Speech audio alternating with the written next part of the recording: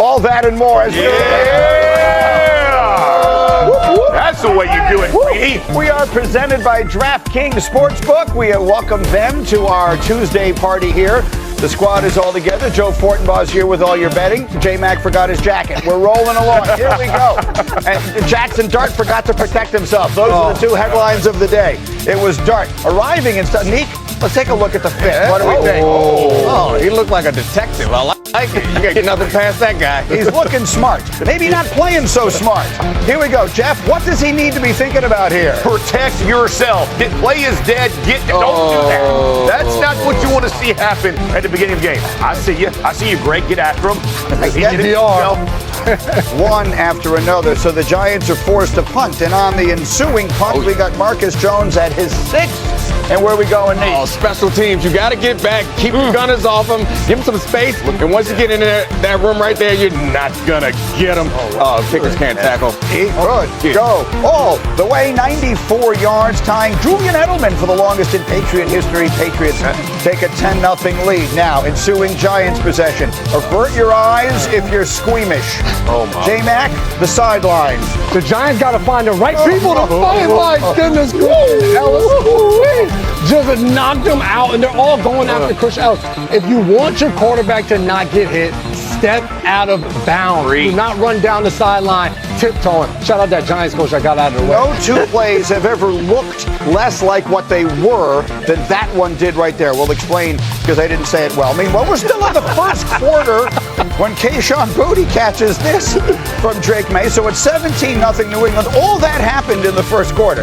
Now we go to the second, and things got, less interesting in general. But Darius Slayton is on the other end, and Neek, they're not going to get him. Incredible speed and yak. I thought this was just going to get a first down. Took it all the way to the crib. Impressive play. So it's 17-7. Next Giant possession. They got a chance to make this a one-score game.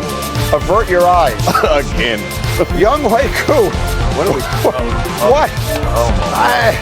This is going to go down as a 13-yard loss for the holder. Jamie Gillen, you want to talk about being collateral damage? I mean, I've done that in golf. Yeah, just drug it. He hit that one a little fat.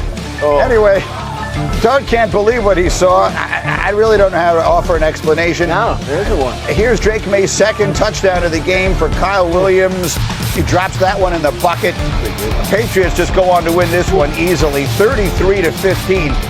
Hard to picture a game being more interesting and less competitive than this one was at the same time. There's Mike Vrabel. His team is ridiculously good. Oh, by the way, they have their bye now, and they enter that with the NFL's best record at 11-2. Our analytics give them a 46% chance to win the 1 seed. They can wrap up the East as soon as their next game, which is in 2 weeks against the Bills. That game is in Foxborough. A reminder, the Patriots won at Buffalo earlier this year. Okay, we catch our breath. Jeff, what's the first thing to say about the Patriots this morning? They love some football. Them boys, they were about it last night. From the get-go. I mean, like you saw the DBs, they just planted. They didn't even backpedal. They drove. They were knocking people out. You saw the sideline hit on Dart. Listen, they all got like a little bit of crazy in them, which is just like Mike Vrabel and what he wants, right? And they all kind of play on the edge. You saw the style, the energy, the effort from each one of those guys. They have placed themselves back in 2000s, right? It's going to go through Foxborough. You're going to have to go play some nasty games in nasty weather in January there because of what they do. And last night was an example of how they want to play and the style they want to play at home. It was a thing of beauty. Yeah, I think what's impressive is they came into this game pretty banged up. Yeah. They're missing their left tackle and their left guard. You wouldn't have known it. I don't know if that's a reflection of the Giants, but the Giants can rush the pass. So they should have theoretically been able to take advantage of that. Banged up on defense in the middle of that defensive line, which has been a big part of them. And they just roll.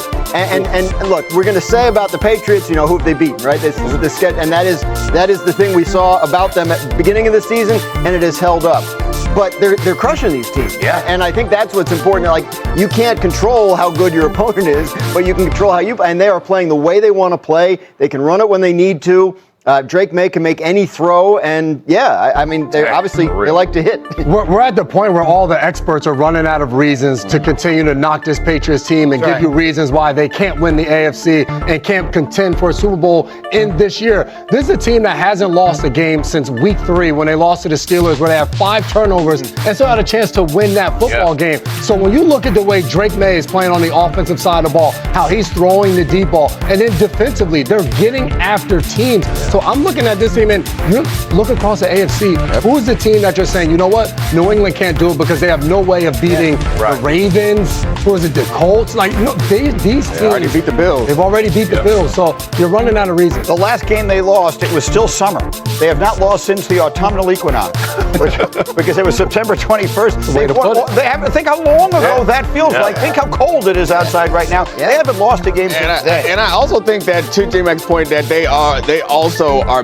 beating these teams down. So, like, they are in control of the game. Their quarterback seems like he's getting better week after week. They show a level of consistency that we haven't seen from anybody in the NFL. Coming off the Rams just losing to the Panthers, I'm not sure that there's anyone in the league that's been more consistent as the Patriots. However, you can't run the football, and that gets scary. I mean, it's not a perfect team. There are no perfect teams in the NFL, especially not this year, but that is one of the drawbacks of this team. Not even perfect.